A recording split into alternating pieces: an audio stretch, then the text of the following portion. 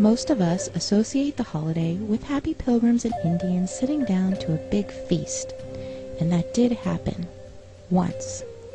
The story began in 1614 when a band of English explorers sailed home to England with a ship full of Patuxet Indians bound for slavery.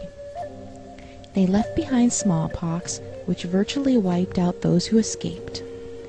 By the time the Pilgrims arrived in Massachusetts Bay, they found only one living Patuxet Indian, a man named Squanto, who had survived slavery in England and knew their language. He taught them to grow corn and to fish, and negotiated a peace treaty between the Pilgrims and the Wampanoag Nation. At the end of the first year, the Pilgrims held a great feast honoring Squanto and the Wampanoags. But as the word spread in England about the paradise to be found in the New World, religious zealots called the Puritans began arriving by the boatload. Finding no fences around the land, they considered it to be public domain.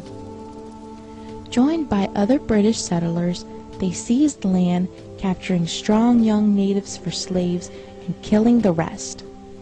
But the Pequot Nation had not agreed to the peace treaty Squanto had negotiated, and they fought back. The Pequot War was one of the bloodiest Indian wars ever fought. In 1637, near present day, Groton, Connecticut, over 700 men, women, and children of the Pequot tribe had gathered for their annual Green Corn Festival, which is our Thanksgiving celebration. In the pre-dawn hours, the sleeping Indians were surrounded by the English and Dutch mercenaries, who ordered them to come outside. Those who came out were shot or clubbed to death, while terrified women and children who huddled inside the longhouse were burned alive. The next day, the governor of the Massachusetts Bay Colony declared a day of Thanksgiving, because 700 unarmed men, women, and children had been murdered. Cheered by their victory, the brave colonists and their Indian allies attacked village after village. Women and children over 14 were sold into slavery, while the rest were murdered.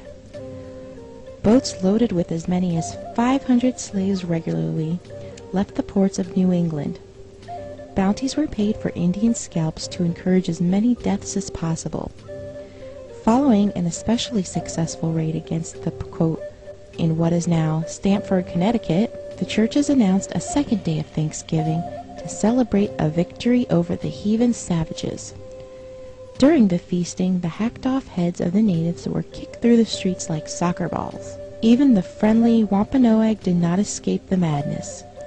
Their chief was beheaded and his head impaled on a pole in Plymouth, Massachusetts, where it remained on display for 24 years. The killings became more and more frenzied, with days of Thanksgiving feasts being held after each successful massacre.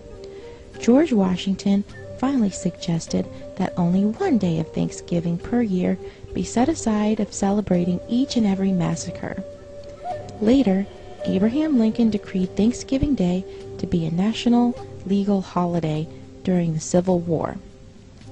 On the same day, he ordered troops to march against the starving Sioux in Minnesota.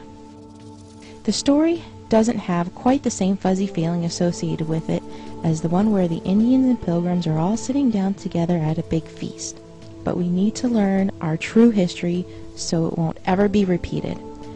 This Thanksgiving, when you gather with your loved ones to thank your Creator for all your blessings, think about the people who only wanted to live their lives and raise their families.